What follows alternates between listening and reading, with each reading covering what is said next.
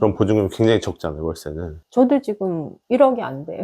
그러면은 지금 월세는 총 얼마가 들어오세요? 저는 한 달에 550만 원. 수익이 내가 1, 2억만 갖고도 살 수 있는. 다 그렇게 샀어요. 인수를 딱 받았는데 그 100만 원 2명이 바로 속을 썩이더라고요. 근데 우리 세입자를 골라받을 수는 없잖아요. 지금은 저는 골라받게 됐어요. 안녕하세요. 저 부산에서 다가구를 운영하고 있는 선앤리치라고 합니다. 다가구를 운영하면서 생기는 일들이나 수리 과정, 세금 문제 이런 거를 구독자님들하고 나누고 있습니다. 처음에 이제 아침 손님께서 저한테 뭐 출연제 이메일을 주셨는데, 아침 손님 4층 아니야? 이랬어요, 제가. 왜냐하면은 평소에 되게 제가 팬이었거든요. 나한테까지 이렇게 연락을 주실 그런 채널이 아닌데 이렇게 생각을 했는데, 이렇게 보니까 진짜라서 제가 흔쾌히 출연을 하겠다고 했고, 오늘 다가구 관련된 제가 경험했던 것들을 좀 진솔하게 얘기하는 시간이 됐으면 좋겠습니다. 아파트 쪽 하시다가 왜 다가구를? 아파트가 그때 5개를 갖고 있었어요. 지금 내가 사는 거 빼고 4개. 그때 이제 똘똘한 한 채 이런 얘기가 나와가지고 남편은 이거를 똘똘한 한 채로 가자. 그렇게 하면 너무 리스크가 많으니까 난 아파트 안 한다 내가. 그때 이제 강하게 저항을 한 거죠. 네네. 다가구를 하겠다 했더니 반대하더라고요. 반대해도 내가 막 돌아다니는 사람이니까. 네. 여기 살 때까지 다닌다 하면서 6개월간 맨날 나가서 돌아다녔거든요. 몇 개 정도 보셨어요? 한 100개는 받지 싶은데요.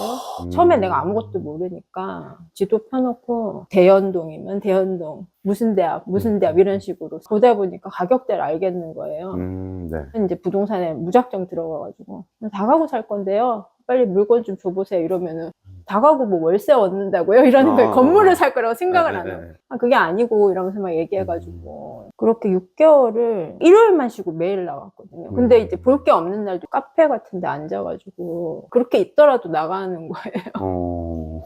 그 정도로 좀 그땐 되게 절박하더라고요. 이제 부동산들한테 금매가 나오면 난 바로 계약하니까 연락해라 이렇게 뿌렸는데 이제 연락이 왔어요. 완전 초역세권이거든요. 물건을 보자마자 이게 이 가격에 왜 나왔어요? 그랬더니 이게 이제 위반 건축물 등재가 돼 있는데 매수자가 있었대요. 근데 이제 대출이 이제 안 된 거예요. 그러니까 주인한테 이제 좀 더 깎아달라고 했는데 그 매도자가 뒤에 엎은 거예요. 난 그렇게는 못 판다고 이래가지고 나보고 지금 말씀드린 게 최종 가격이니까 더 깎으려고 하면은 안 난다고 그래서 알았다고 하겠다고 하는데 조건을 달자 대출이 승인되면 나는 계약금을 넣는 걸로 그렇게 하겠다 그랬어요. 그렇게 하고 이제 은행을 할 때 부동산에서 나한테 또 소개를 해준 은행이 있었어요. 대연동에 가면 부산에 원룸이 되게 많거든요. 거기 대연동 농협지점이 다가구를 워낙 대출을 많이 해주다 보니까 다가구에 대해 거부감이 없는 거예요.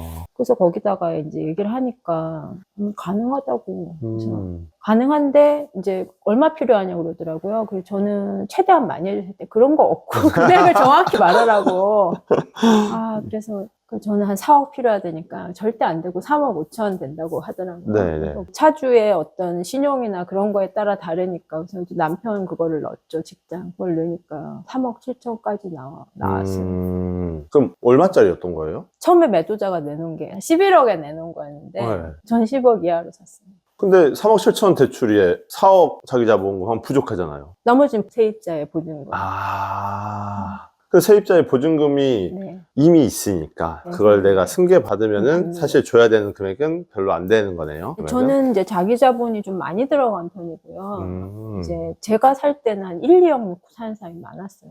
그러니까 보증금이 아주 많은 거를 사는 경우가 많았어요. 그러니까 세입자의 보증금이 많이 껴있으면은 내가 1, 2억만 갖고도 살 수 있는. 다 그렇게 샀어요. 요즘에 전세 사기 때문에 이렇게 된 거지. 다가구는 내 자금이 적게 들어가는 물건이라는 그게 기본값이에요. 전세 사기 이렇게 터진 이후로부터는 그건 안 되는 거죠. 안 돼서 거래가 중지됐어요. 왜냐하면 현금을 싸들고 있어야 돼요. 그럼 지금은 얼마 정도 갖고 시작해야 돼요? 지금은 이제 물건이 10억이다. 그러면은 최소 5억. 50%는 갖고 있어야 돼요. 그래도 살지 안 살지 모르는 게 다가구는 주거용이기 때문에 방빼기가 들어가잖아요. 방이 12개면 12개 방빼기를 하는 거예요. 그러면 지역당 기준 금액이 있잖아요. 서울은 지금 5,500으로 알고 있는데 뭐 부산도 3천만 원이 넘거든요.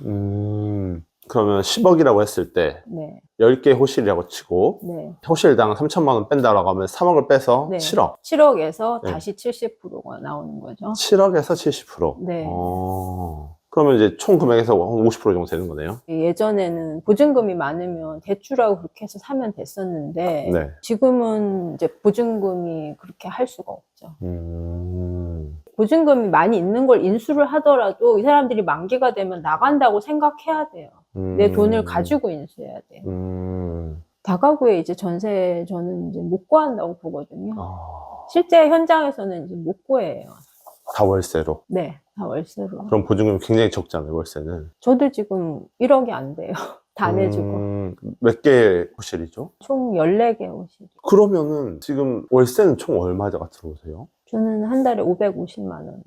그래서 비용은요? 대출 지금 150만 원 나가고요. 나머지 뭐 수도세, 청소비 뭐 이런 거 다 하면 한 달에 210만 원 나가거든요. 수익이 340만 원. 340만 원 네, 정도? 제 경우는 그렇고. 지금 사서 운영하신 지는 몇 년 되셨죠? 2019년에 샀으니까 지금 6년 차. 6년 차 하시면서 직접 다 고치시고 하는 것도 유튜브 영상 보면은 많이 보이더라고요. 다 배워서 그렇게 하신 거예요? 제가 건물 살 때는 전동 드릴도 못 다뤘거든요. 이 사람이 이게 절박하면 기계치고 뭐가 없더라고요, 저는. 또 이게 무조건 이 건물에 대해서 다 알아야 된다는 막 그런 생각을 했어요, 제가. 네. 그때 정말 막 그냥 좀 죽기 살기였다고 해야 되나? 네네네. 전 주인이 어떻게 관리했느냐에 따라서 문제가 터지는 경우가 많은데 인수를 딱 하고 연락이 그렇게 많이 오더라고요. 고쳐달라고 하면은 저는 이제 무조건 갔죠. 가서 뭐가 고장 났는지 보고 바로 수리업자를 부르지 않고 이제 유튜브를 일단 찾아보고 아 이런 게 고장이겠구나 뭐 이런 식으로 해서 업자를 부르면 같이 항상 동행을 했거든요. 네. 가가지고 커피 한 잔씩 사드리면서 막 물어보면 네. 안 가르쳐 주시는 분이 없었어요. 그리고 뭐 가전제품을 만약에 사도 배송기사님이 오면 그 시간에 가 있고 집을 그때그때 하나씩 파악을 해서 이제 체크를 하는 거. 이 방 받고 이 방 받고 이러면서. 네네네. 그렇게 다가구를 운영하는데 다양한 이벤트들이 많이 발생하는데 네. 그 이벤트들을 내가 큰 비용 안 들이고 어떤 문제인지 빨리 파악해서 해결할 수 있는 그게 자산이겠네요. 왜냐면은 수익이 딱 정해져 있는데 그걸 매번 다 그냥 전문가에게 편하고자 돈 맡겨서 해버리면 남는 게 사실 없을 거잖아요. 보통의 다가구 주인들은 저 정도까지는 아니더라도 셀프 수리를 하시거든요. 네. 근데 이제 먼데 지역에서 사가지고 맡기는 분들이 조금 그런 데 취약하죠. 하고 싶어도 안 되는 상황이 되는 거죠. 그렇죠. 멀리서 왔다 갔다 교통비만 깨지니까.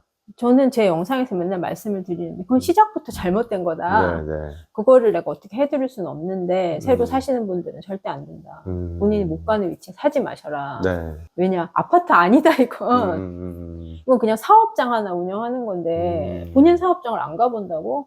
안 된다 난 이렇게 얘기하거든요. 그건 남편한테 배운 건데 이제 남편이 엔지니어다 보니까 예방 정비를 되게 중요시 하거든요. 기계가 교체 주기가 있으면 그냥 무조건 한대요. 고장나야 하는 게 아니고 네. 그냥 교체 주기가 되면 그냥 한다. 그러면서 이제 원룸에 뭐가 되게 안 돼서 남편이 와갖고 문을 부시면서 이러더라고요. 이거 미리 갈아라. 손잡이 얼마냐? 그랬어요. 손잡이 10,000원. 부시면 얼마지? 50,000원. 그랬더니 갈아. 그러더라고요. 그래서 내가 맞다. 그래서 그다음부터는 이제 세입자가 나가면 부품을 싹 갈아요, 그냥. 주로 문제가 욕실 쪽에서 나거든요. 네. 특히 온수 부분이 뜨거운 물이 흐르니까 이게 잘 아작이 나요. 그래서 이제 세입자 나가면 그거는 그냥 갈아요. 샤워기 무조건 갈고, 변기 커버도 좀 무조건 새로 그냥 넣거든요. 그게 제가 안 교체해봤더니 무슨 일이 있냐면 세입자들이 다이소에서 사서 그걸 가는데 그게 이렇게 분리가기 힘들더라고요. 나중에 나가고 나면. 그래서 어차피 다른 거를 갈게 하느니 내 거로 그냥 장치를 처음부터 하고 저는 이제 비닐도 안 벗겨요. 이거 새 거다는 표시를 하는 거죠. 그거 너무 좋은 노하우네요. 누수도 날 것 같은 거 미리 방수하고. 누수가 날 것 같은 걸 어떻게 미리 알아요? 어떻게 아냐면요. 우리가 5층에 투룸이 2세대 있는데 그 앞에 베란다가 딸려 있는데 그 임차인이 나갔을 때 보면 알거든요. 방수할 때가 된 것 같더라고요. 그리고 한 번 아래층에 약간 센 적도 있었고 그래서 이제 뭐 똑같은 집이 또 하나 있으니까 그 집도 임차인이 나가면 이제 방수를 하고 임차인을 드리는 그게 예방 정비죠. 물이 샜다고 연락이 왔을 때 내가 고치려면 힘들어요. 왜냐하면 그 임차인이 있으니까 시간 맞춰야 되고 또 아래층에 양해 구해야 되고. 그러니까. 주로 세입자분들 나이가 어떻게 되세요? 저희는 20대 초반부터 많아봐야 35세 안 넘어가요. 그럼 20대 초반이면은 네. 집을 막 나와서 첫 자취하는 분들이라고 많아요. 치면은 관리자 입장에서 좀 이벤트가 많을 것 같은데 기억에 남는 좀 이벤트가 있었나요? 처음에는 인수를 하고는 전 주인이 받아놓은 세입자를 그대로 인수하잖아요. 그러니까 이상한 사람들이 많았어요. 네. 내가 계약을 할 때는 보여줘요. 보증금 얼마에 월세 얼마, 201호 얼마 이런 식으로 쭉 얼마다가 딱 보여주는데 월세 40이 기본인데 보증금 100에 45 이렇게 월세를 많이 받은 것들이 있더라고요. 네. 근데 이제 저도 경험이 없으니까 그게 이상한 건지 모르는 거죠. 인수를 딱 받았는데 그 100만 원 2명이 바로 속을 썩이더라고요. 택시 운전사인데 코로나부터 계속 쉬는 거예요. 택시가 계속 건물에 주차돼 있고 안 나가면 돈을 못 벌잖아요. 그러니까 뭐 연체를 막 하기 시작하고 제가 일이 없어서 이렇게 구직을 열심히 하고 있다면서 또 사진 보내고 그러니까 미워할 수 없는 빌런이에요 그 사람이. 네. 또 100만 원 한 분은 살다가 갑자기 나간다고 해서 나갔는데 집이 너무 엉망이고 그럼 보증금 100만 원 계약은 안 할 수는 있죠. 근데 우리 세입자를 골라받을 수는 없잖아요. 그 내가 제안한 계약 조건을 말했을 때 그거에 맞는 조건을 데리고 오면은 어쨌든 대부분 써야 되잖아요. 그렇죠? 지금은 저는 골라받게 됐어요. 이게 노하우가 생겼는데 방이 깨끗하면 들어오는 세입자도 그걸 선호하는 사람일 확률이 높아요. 그러니까 이래요. 주인 자체가 나는 방을 이만큼 고쳤으니까 나는 조정을 못 해줘 이렇게 생각을 하고 있고 어떤 조정을 하자는 전화가 오면 매몰차게 안 된다 이렇게 되고 또 이제 계약 직전에 뭐 이런 요구를 해요. 뭐 에어컨을 어떻게 해달라 어떻게 해달라 근데 그게 요구가 정상적이면 계약을 하고 아니면 네. 계약을 못 하겠다고 이래요. 그 기준을 딱 정해놓고 네. 하는 게 중요하겠네요. 그 보복할 건 없지만 저 안내를 사장님이라면 잘 대화 그럴 안 수가 통하니까. 없어요. 아 그래요? 부동산이 너무 많은데 이 먹고 살아야 되니까 그러니까 수영구는 원룸도 많지만 부동산도 너무 많아요. 근데 저 사람 미워서 안내를 안 해줘 안 돼요. 저 집이 나가면 내가 수수료가 들어오니까 해요. 그리고 저는 또 제가 부동산을 했기 때문에 그 심리를 너무 잘 알고 휘둘리지 않는 거죠. 그런데 그 전에 내 집 이제 관리를 잘하고 근데 나는 한 사람이 나가면 되게 오래 고쳤거든요. 네.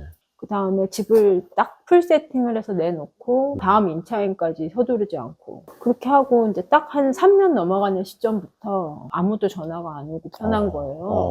어떻게 이렇게 같은 건물에 사람들의 질이 달라지지? 그 타이틀 제가 가장 좀 기억에 남는데 건물주도 결국에는 일하는 직장인처럼 해야 된다. 저는 이제 다가구를 부동산 투자다 이 개념이 아니고 하나의 창업처럼 생각했거든요. 그냥 내가 다가구를 하면 정말 그 밑바닥부터 난 다 알 거야 이렇게 생각을 했는데 그 이유는 이제 내가 여기서 건물을 키워가고 싶다는 생각이 있으니까 내가 이거를 작은 거를 제대로 파악을 못하면 그 위로 가서는 못한다고 봐야 되거든요. 그러니까 내가 뭐 지금 막 노가다 옷을 입고 막 해도 네. 배우려고 하는 거고 그게 하나도 뭐 고생 같지가 않더라고요. 마인드가 진짜 남다르신 것 같습니다. 저는 다 그런 줄 알았어요, 사실은. 보통 네. 이거 이렇게 힘들지 몰랐어요를 많이 말씀하시거든요. 이거 당연히 내가 겪어야 된다라고 이야기하시는 분은 사실 처음 본 것 같아요. 아, 참, 그 정도도 안 하고 이렇게 뭐를 하려고 한다는 게 저는. 네. 다가구는 실제로 노동량이 많다기보다 정신적인 스트레스를 많이 받으셔요. 이게. 그러니까 전화가 안 와도 언제 올지 모른다. 연락이 새벽에 오는 사람도 있어요. 새벽에요? 그 사람 자체가 이상한 거죠. 사장님 위층에서 떠들어요. 이렇게 오고. 당신이 예민해요. 이렇게 한 적은 없어요. 다 오케이. 그리고 이제 내가 할 수 있는 거 다 해주고. 전체 문자 보냈는데 보셨어요? 이렇게 그 사람한테 얘기하면. 네, 고맙습니다. 그럼 또 다음날 또 연락 오고. 그거를 몇 년을 받아주다가 이제 나가셔야 돼. 때가 왔다. 내가 보내고. 다가구 운영하는 거 어떻게 추천하시나요? 사람에 따라 달라요, 이게. 어떤 사람에게 추천하고 어떤 사람에게는 비추천인가요? 나는 정말 이거 해야 돼. 이게 나의 그 다음 노후 준비나 어떤 투자에서 이게 최선이라고 생각하는 사람이 했으면 좋겠는데, 해도 되고 안 해도 되는 사람은 안 하셨으면 좋겠어요. 그러니까 다가구 하나 사가지고 편하게 월세를 받겠다 이런 분들이 사실 조금 후회를 해요. 정형적인 틀에서 벗어나는 좀 그런 거가 대처가 많이 필요하거든요. 그런 유도리가 좀 있어야 되는데, 없으면 또 사람하고 또 트러블이 생기고, 네. 이런 분들이 잘하더라고요. 고시원하다 넘어오신 분들이 많아요. 아, 잘해요, 그런 분들은. 아. 일단 내 건물이고, 네. 다가구는. 네, 그리고 고시원 쪽에 좀 더 사람들이 좀 험하니까, 다가구 되게 점잖네요. 그 전 경험이 뭐였느냐도 좀 중요한 것 같아요. 마지막으로 이 다가구에 네. 도전해보고 싶으신 분들에게 해주시고 싶은 말이 있으실까요? 좀 작은 실행을 하셨으면 좋겠어요. 내가 아무리 유익한 채널을 봐도 실행이 없으면 제자리이고, 그 오프라인에 사람들을 만날 수 있는 강의를 듣는다든지, 좀 믿을 만한 사람 있잖아요. 자기가 볼 때 신뢰할 수 있는 사람한테 지도를 받고, 그 다음에 매물을 좀 보러 다니고, 그러면 내가 이 돈으로 할 수 있는지, 아니면 돈을 더 모아야 되는지, 아니면 내가 뭐가 더 필요한지를 알게 되거든요. 그러면서 한 발씩 나가는 게 되게 중요한 것 같아요. 만약에 이제 호텔 쪽에 관심이 있으시면 이 채널 열심히 보시고, 또 다가구 관련해서 혹시 관심이 있으시면 제 채널을 보시면 굉장히 저는 현실적으로 팩트 폭행을 많이 하니까 보시고, 아, 할만하다 하면은 한번 도전해 보시는 것도 좋을 것 같습니다. 다가구 사업에 대해서 저는 진짜 모르고 있었거든요. 근데 오늘 전반적인 내용을 쭉 들으니까 이해도가 좀 확실히 높아진 것 같습니다. 다가구에 이런 노하우들이 필요하고 또 어떤 시행착오들이 있었는지에 대한 이야기도 꽤 새로웠던 것 같아요. 다가구에 대한 생각이 있으신 분들은 영상을 다 보시면은 아마 생각의 정리가 좀 확실하게 되지 않을까 싶습니다. 긴 네. 시간 동안 인터뷰해 주셔서 감사합니다. 네, 감사합니다. 감사합니다.